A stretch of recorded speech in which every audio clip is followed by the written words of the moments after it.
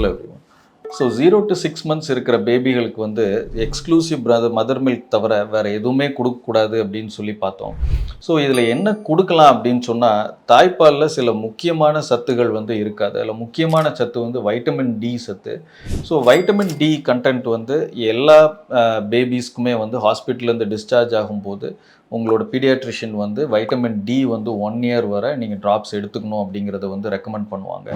So அது கூட சில மதர்ஸ்க்கு வந்து அயன் டெஃபிஷியன்சி இருக்கிறதுக்கான வாய்ப்புகள் இருக்குது. ஸோ அப்படி இருக்கும்போது அவங்களோட மில்க் கண்டென்ட்டில் வந்து அயன் கம்மியாக இருந்தது அப்படின்னு சொன்னால் அவங்களுக்கு வந்து எக்ஸ்ட்ரா அயன் வந்து நம்ம சப்ளிமெண்ட் பண்ண வேண்டியது ரொம்ப ரொம்ப அவசியமாக இருக்கும்.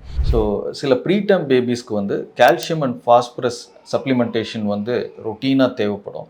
ஸோ இது எல்லா ப்ரீடம் பேபிஸ்க்கும் நீங்கள் டிஸ்சார்ஜ் ஆகும்போது பீடியாட்ரிஷியன் வந்து இதை ரெக்கமெண்ட் பண்ணுவாங்க. ஸோ இது தவிர நீங்கள் உங்கள் பேபிஸ்க்கு வந்து ஓரலாக கொடுக்கணும் அப்படின்னு சொன்னால் ரோட்டா வைரல் வேக்சின் வந்து உங்கள் ரொட்டீன் வேக்சினேஷன் டைமில் கொடுப்பாங்க.